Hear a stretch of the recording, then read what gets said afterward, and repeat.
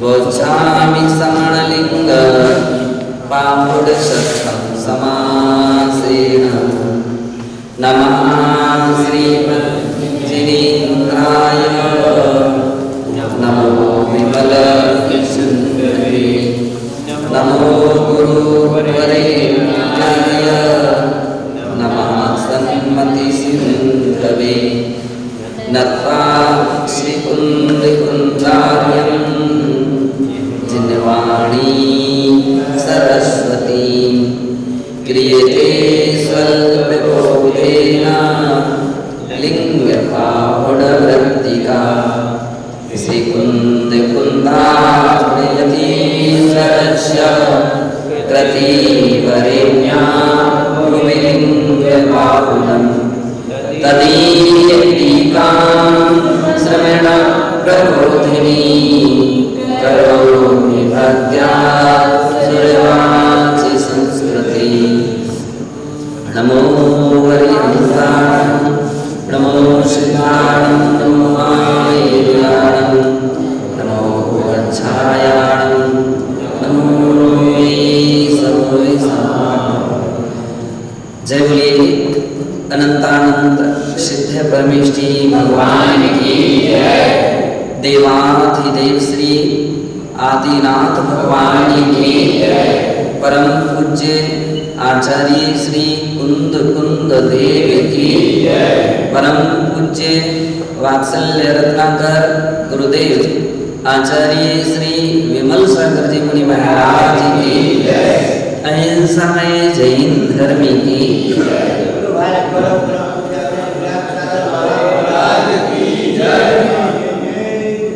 तो यहाँ पर गाथा नंबर 30 यानी श्रवण प्रबोधिनी ग्रंथ की तीसरे नंबर की गाथा प्रारंभ हो रही है।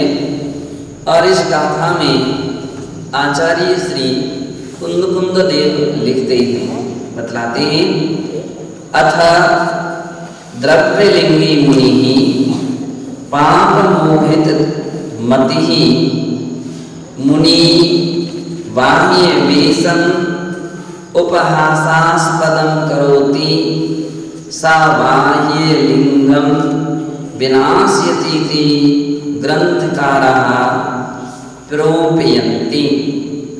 अब यहाँ पर कहते हैं द्रव्यलिंगी मुनि, जो द्रव्यलिंगी मुनि हैं केवल बाहर में जिनका दिखावा भेष है, परिणामों की विशुद्धि और परिणामों की निर्मलता नहीं है, वह पाप मोहित मति, उसकी मति पापों से मोहित है, तो वह मुनि भी बाह्य वेशम उपहासास्पदम करोति, मुनि के इस बाह्य वेश को भी उपहासकारी बना देता है, हंसी का स्थान बनाता है, सम्मान उसका गिरा देता है। इसलिए बतलाते हैं कि वास्तविकता में दीक्षा सभी को नहीं दी जाती, हर व्यक्ति को दीक्षा नहीं दी जाती है, सुपात्र के लिए दीक्षा दी जाती है।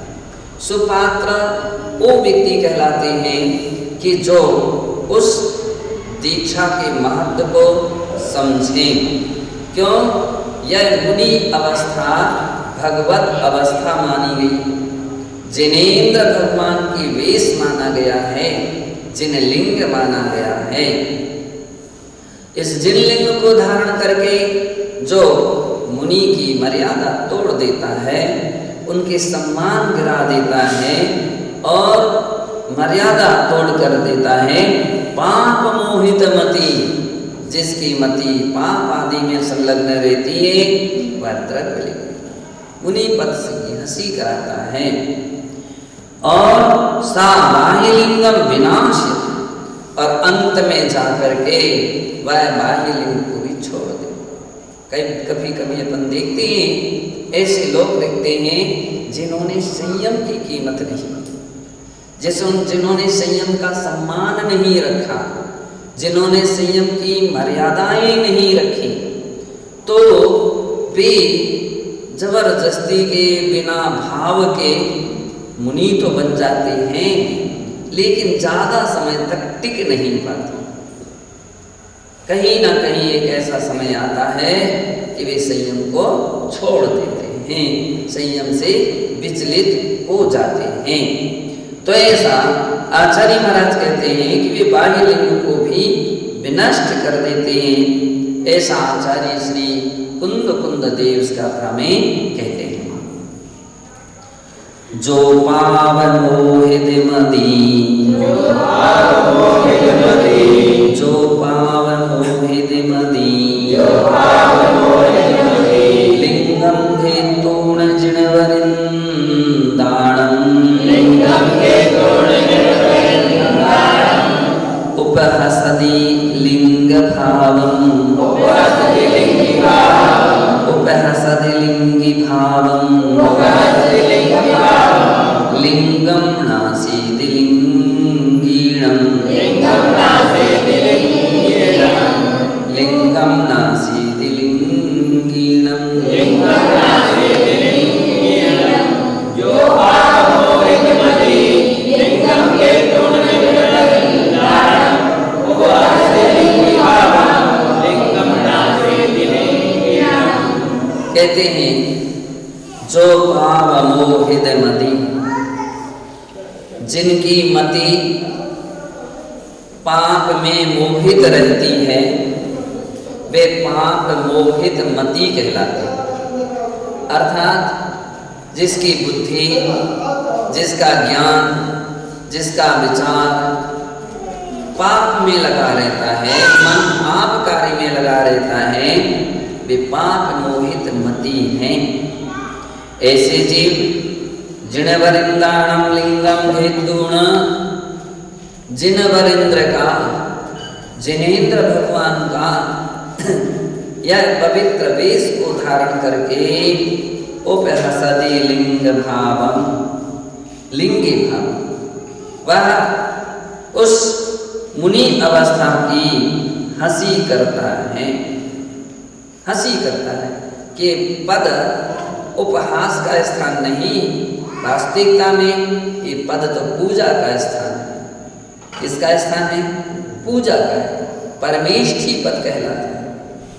लेकिन जो इसकी गरिमा नहीं रखते, ऐसे जिनका मन व्यर्थ के अनावश्यक कार्यों में लगा रहता है, तो कहते हैं वे पाप मोहित मति हैं।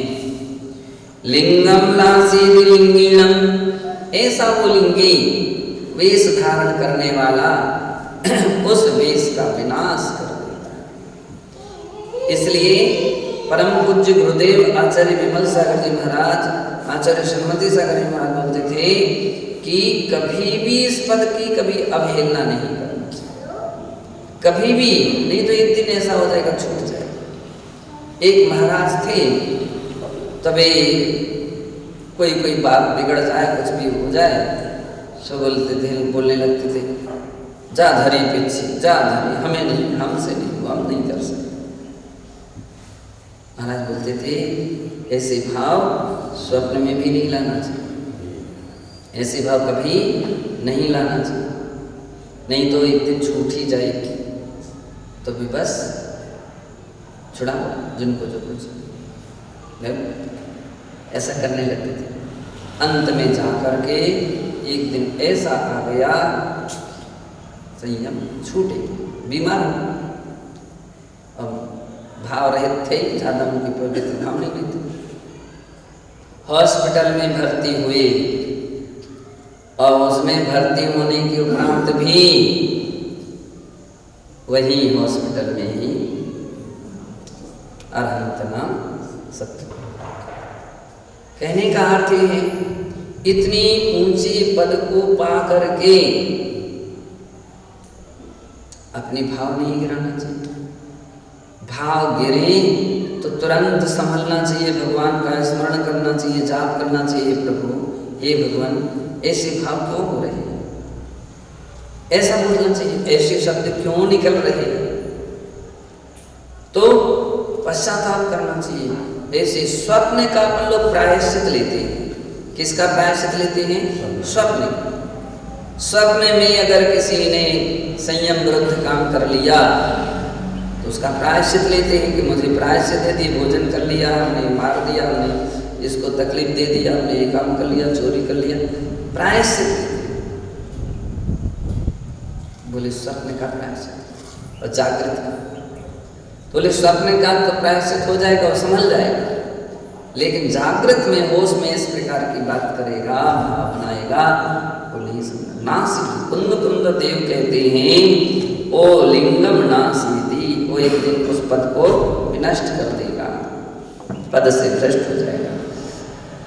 श्रवण प्रबोधनी टीका प्रारंभ हो रही है और इसका अन्वय के रूप में जो जिण वृंदाणम लिंगम हेतुण पाप मोहित मदी लिंग भावम उपहसति लिंगीणम लिंगम नासीति इति गाथान्वयो ज्ञातव्य। इसलिए जैसे अपन पिछी में पैर लग गया, कहीं इसमें चौकी में, कहीं किसी में, तो बतलाते हैं नहीं, पूरी कोशिश रखना चाहिए पिछी में पैर नहीं लगना चाहिए। पिछी और कमंडल ऐसे स्थान पर मत रखो जहाँ दुनिया जूते चप्पल उतारती है। तुम्हारी पिछी कमंडल जूते चप्पल की बराबरी की नहीं है कि चाहे जहाँ रख दिया। वो बहुत पवित्र वस्तु है। आपको मालूम होगा कि बहुत कुछ है साधक हिंदू संप्रदाय के, वैष्णव संप्रदाय के खड़ाऊ पहनते हैं। और खड़ाऊ कहाँ तक ले जाते हैं? जहाँ आम जनता उतारती है वहाँ खड़ाऊ नहीं उतारते हैं वे, और उसके आगे तक स्थान ले। क्यों? खड़ाऊ उनके जूते चप्पल के बराबर नहीं। खड़ाऊ भी वे अपने पूजनीय बंदनीय मानते हैं। भट्टारक जी वगैरह भी अपन अपने यहाँ देखते हैं तो वे भी ऐसे नहीं कि चाहे जहाँ उतार दें, वे कदम आगे ले जाते हैं। क्यों? बोले बंदनीय है, पूजनीय है। गृहस्थों के द्वारा, गृहस्थ उनकी पूजा करता है खड़ाऊ की, है ना। भरत राम के जो भैया थे उन्होंने पूजा की थी। तो कहते हैं कि वह ऐसी वस्तु नहीं कि चाहे जहाँ जूते चप्पल की बराबरी पर आ जाए। इसी प्रकार से अपने साधुओं को भी चाहिए, हर साधुओं को चाहिए अपने उपकरण, संयम का उपकरण, अपना उपकरण शौचोपकरण है, ज्ञानोपकरण है। तो ऐसी वस्तुओं के लिए अपन ऐसे स्थान पर, अनुचित स्थान पर रख देते हैं तो बोले उस संयम के उपकरणों की अवहेलना कर रहा है, उसके सही उपकरण संभल नहीं पाएंगे, संभाल नहीं पाएंगे। हमारे आचार्य महाराज, आचार्य महावीर कृति महाराज तो बड़े नियम संयम की बात करके कमंडल सबको नहीं देते थे।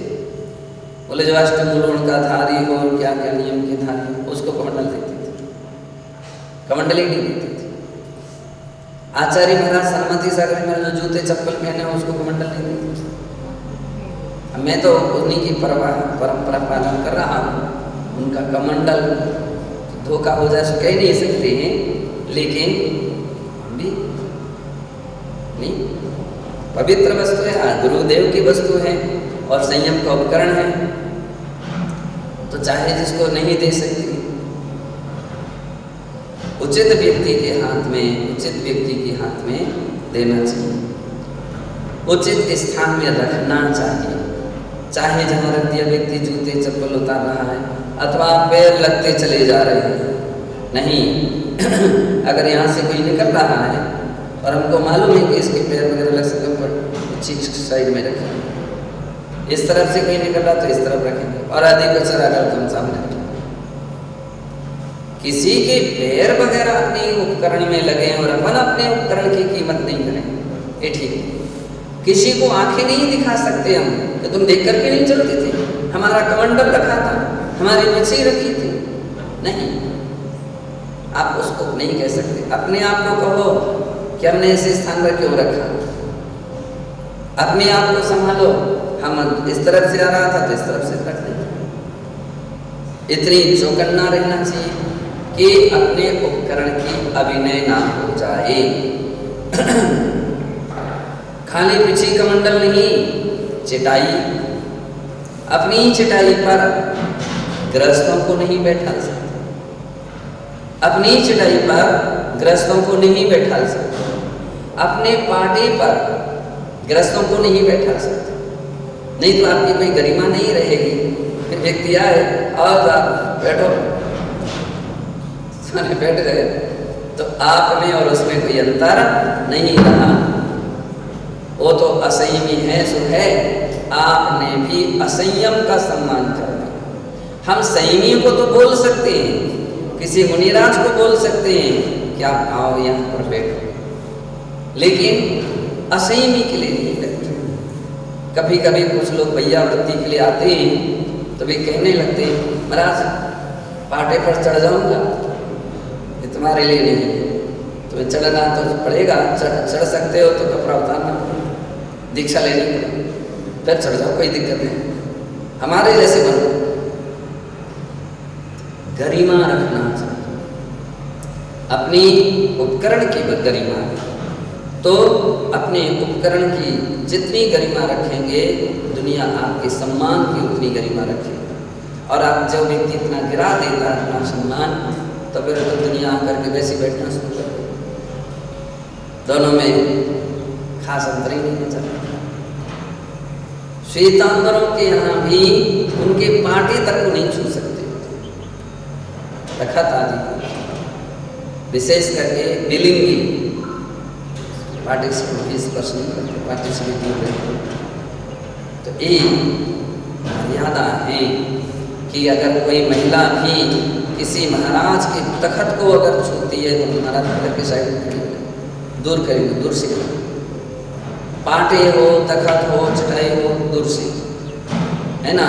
इसी प्रकार से किसी माता जी के तखत, पाटे या कोई जेंट्स छू जाए, टिक करके बैठ जाए, थोड़ी सी ये मर्यादा है। तो अपन लोग जितनी मर्यादा बनाएंगे उतनी मर्यादा बनती है, उतना सम्मान रहता है। तो इसलिए यहाँ इस बात के लिए ध्यान रखना चाहिए। कहते हैं जो जिनवरेंद्राणाम लिंगम हेतुन यहाँ जिनवरेंद्राणाम लिंगम नवनदिगंबर रूपम गृहीत्वा धृत्वा वाहितो द्रव्यलिंगी भूत्वा न च भावलिंगी इत्यर्थ। जो जिनेंद्र भगवान का जो लिंग है यानी नग्न दिगंबर मुद्रा है, उसको ग्रहण करके या धारण करके जो बाही में द्रव्यलिंगी हो गया, ना तो भावलिंगी इत्यर्था, लेकिन भावलिंगी नहीं हुआ। और पाप मोहित मदो पाप मोहित मति सन पापेने असुर भावेन यस्य बुद्धि मोहिता ग्रस्ता व्याप्ता वा जाता तादृशी भूता इत्यर्था। कहते हैं पाप मोहित मति सन, पाप में मोहित मति जिसकी बुद्धि हो गई है, ऐसा प्राणी पापी ने अशुभ भावे ने यस्य बुद्धि, पाप कहो या अशुभ भाव कहो। अशुभ भाव तो आचार्य महाराज कहते हैं भैया अशुभ भाव यदि किसी के हो रहे हैं साथ दूरी रखो। क्यों? आज उसके हो रहे हैं, कल के दिन वैसे भाव अपने अंदर में भी आ जाए, अपने अंदर में भी आ जाए। तो जिनके शुभ भाव होते हैं, पवित्र भाव होते हैं, उनकी संगति से अपने अंदर में भी पवित्रता आ सकती है, अपने भी पवित्र भाव जग सकते हैं। बतलाते हैं जो चर्यावान होते हैं उनकी संगति से अपने अंदर में चर्या के भाव आ सकते हैं, और जिस चर्या विहीन होते परिणाम इतने विशुद्ध नहीं रहते हैं। आप उठना बैठना करो, धीरे धीरे वो असर पड़ेगा, असर पड़ेगा। जो टू व्हीलर या फोर व्हीलर वगैरह चलाते हैं, गाड़ियां चलाते हैं, आप देखना कि वो ड्राइवर के बगल में झोंका लेने वाला नहीं बैठ सकता, आमतौर पर वो गाड़ी का जो ड्राइवर का स्थान है वो सिंगल सीट रखी जाती है, डबल सीट नहीं रखी जाती। क्यों? ड्राइवर है, गाड़ी चला रहा है, कहीं किसी की झोंका देख करके उसको ही झोंका में लग जाए, किसी की बातों में लग जाए तो एक्सीडेंट हो जाए। तो बतलाते हैं कि जितने अच्छे परिणाम वालों के पास उठोगे, बैठोगे, बात करोगे तो आपके भी परिणाम निर्माण होंगे। हैं? सुगंधी के पास बैठोगे तो आप सुगंधित हो जाओगे, और कोयले के पास जिसके परिणाम खराब हैं आप उसके पास बैठोगे तो हो सकता है एक बार आप टाल दोगे, 2 बार टाल दोगे, 3 बार, कहीं ना कहीं आप उसको सुधार नहीं सके। 2 के संग के में कोई दिक्कत नहीं है, बैठ ही रहो, लेकिन ऐसे व्यक्ति बैठेंगे जो उसको परिवर्तन कर दे, उसको सुधार कर दे, उसमें परिवर्तन ला दे तो ठीक है, भलाई कर दिया। और इतना नहीं कर पाए और फिर भी आप प्रभावित रहे, संगति में रहे, तो आपके भी धीरे धीरे परिणाम गिरने लगेंगे, परिणाम गिरेंगे। आज वो धर्म की उपहास कर रहा है, कल तुम धर्म की हंसी करने लग जाओ। आज वो उपहासात्मक वचन किसी दूसरे धर्मात्मा के प्रति बोल रहा है, कल तुम आज हंसोगे, कल तुम भी बोलने लग जाओगे। आज उसकी विशुद्धि गिरी है, कल तुम्हारी भी विशुद्धि गिर जाएगी। इसलिए कहते हैं या तो उसको संभालो और नहीं तो सावधान हो जाओ, दूर रहो, अपनी रक्षा करो। अपन किसी की भलाई नहीं कर सकते तो अपनी रक्षा कर सकते। ऐसा यही कारण है साधु जन अपने कमरे में असंयमी जीवों को नहीं ठहरने देते। याद रख लीजिए चुल्लक जी, क्या ध्यान आया? साधु जन अपने कमरे में आमतौर पर असंयमी जनों को नहीं रहते। क्यों?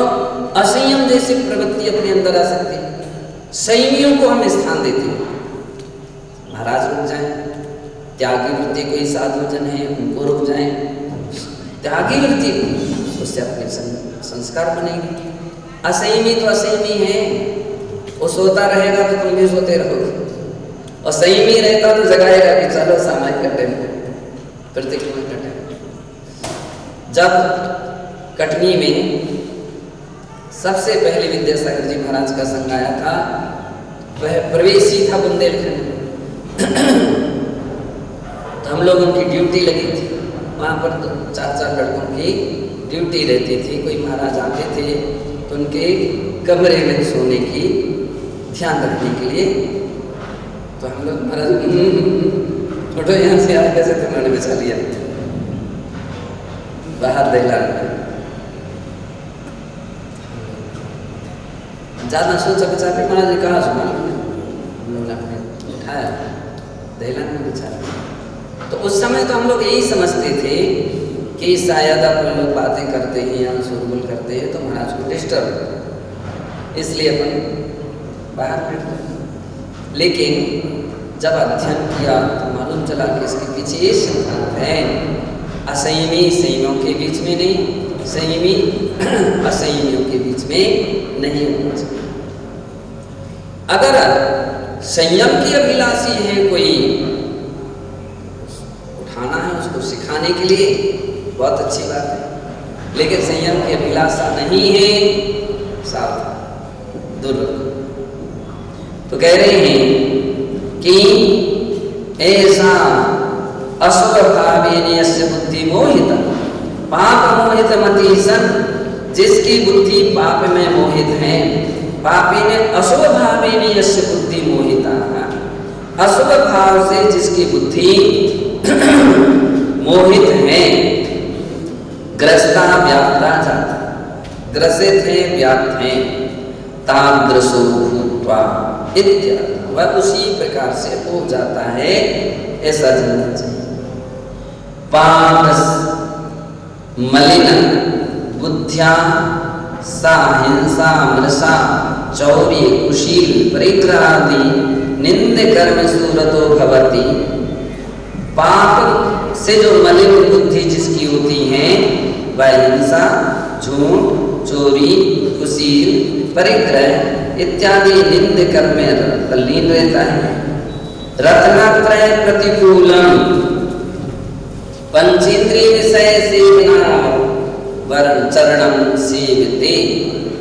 कहते हैं वह रत्नत्रय के प्रतिकूल जो पांच इंद्रिय के विषय हैं उनका सेवन उपाचरण करता है। काम भोग कथा करोति। और अब एक जैसे कोई मिल जाए काम भोग कथा भाई बतलाते जिसको जैसे व्यक्ति मिलते हैं वैसी चर्चा हो जाती है। धर्मात्मा मिले तो धर्म की चर्चा प्रारंभ हो सकती है और ऐसे ही मोहित मति मिले तो फिर भी संसार राग देश वर्धनी कहानी शुरू हो जाती है। तो कह रहे हैं कि ऐसी काम भोग कथा करोति, ऐसी कथा करते हैं। शृणोति च, कुछ लोग बोलते हम थोड़ी करते हैं, हम तो नहीं करते हैं, लेकिन सुनते हो कि नहीं? सुनते हो ना? तो बोले करने वाले की अपेक्षा से सुनने वाला भी बड़ा अपराधी है। करने वाला कम, सुनाने वाला कम, सुनने वाला बड़ा अपराधी। क्यों? क्योंकि यदि वो सुनता नहीं तो सुनाता है। उसको बोलते तो भैया एक बात बंद करो, उनको धर्म की बात करो, कोई अच्छी बात करो। तो बतला रहे हैं कि अगर वो रोक देता, कंट्रोल कर देता, समझा देता, मना लेता या कोई ऐसा प्रकरण छेड़ देता धर्म का तो शायद उसका उपयोग भी बदलता, वो भी पापाश्रय से बचता और तुम भी पापाश्रय से बचते। लेकिन ऐसा तो हुआ नहीं। एक जैसे मिल गए, वो कहने वाला मिला तो सुनने वाले मिले और आपने सफाई दे दिया हम नहीं करते थे। पूछ लो, हाँ तुम नहीं करते थे, सुन रहे थे ना? सुनते थे। तो सुनते थे तो बतलाते थे तुम सुनते थे तो तुम्हारा सुनने में मन लगा रहा था तो असोपयोग चला, तुम्हारा भी तो भाव शुद्ध था। धर्म कथा सुनते, शास्त्र सुनते, पाठ सुनते तो अच्छी बात सुना हो तुमने, ऐसी बात तो आपका दिल दिमाग भी खराब हो।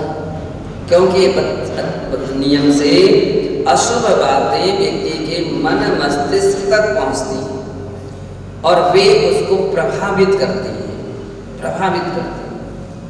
कभी अपन किसी की मार काट की बात को सुनो तो वो बातें, वो घबराहट या इस प्रकार की वही बातें गूंजने लगती हैं। नहीं सुनो, अच्छी बात सुनो।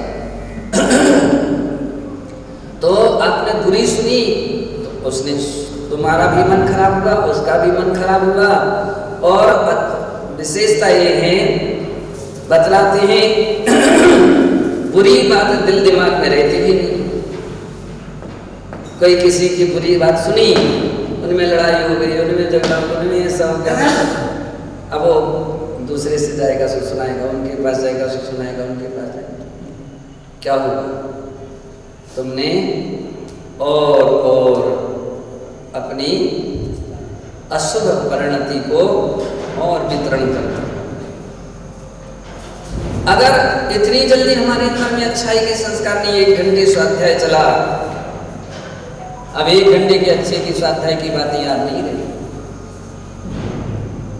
भी याद नहीं रहती। 2 टाइम स्वाध्याय, 3 टाइम स्वाध्याय चलता है, वे बातें की अपन चर्चा ही नहीं करता व्यक्ति कि आज के स्वाध्याय में ये बातें निकली, बहुत अच्छी बात थी, इससे हमारा हित, ये हमारे हितकर थी, हमारी कल्याणकारी थी, ये हमारे अंदर में गलती है समझ में आई और इसको अब हमको निकालना है, परिवर्तन लाना। तो अच्छी बातें याद नहीं रहती। बोले बुरे संस्कार अनादिकाल से बने, वे बने रहते हैं। तो सुनो, तो सुनता है। ग्रस्थोचित भोगोपभोग अभिलषति, अग्रस्थोचित ग्रस्त जैसा, ग्रस्तों के लिए जो उचित है, तो साधु उचित दोनों बातें हैं।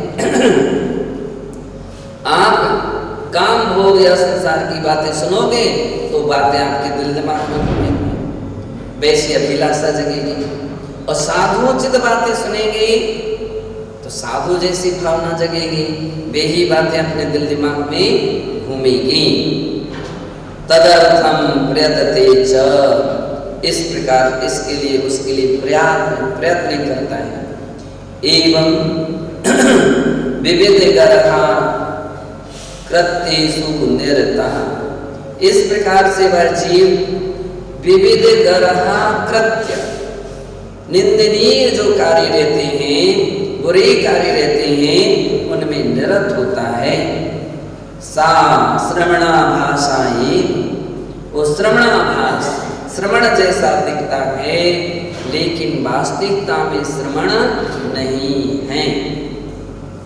अतो मोक्ष मार्गा च्युतो भ्रष्टो भूत्येव, इसलिए वह मोक्ष मार्ग से च्युत अथवा भ्रष्ट होता ही है। उत्तम से मोक्ष प्राप्त ग्रंथे, मोक्ष प्राप्त ग्रंथ के 78वें श्लोक में गाथा में कहा भी है कि एक गाथा लेते हैं, हाँ बस शेष। अथ गौरवान्वित निष्ठा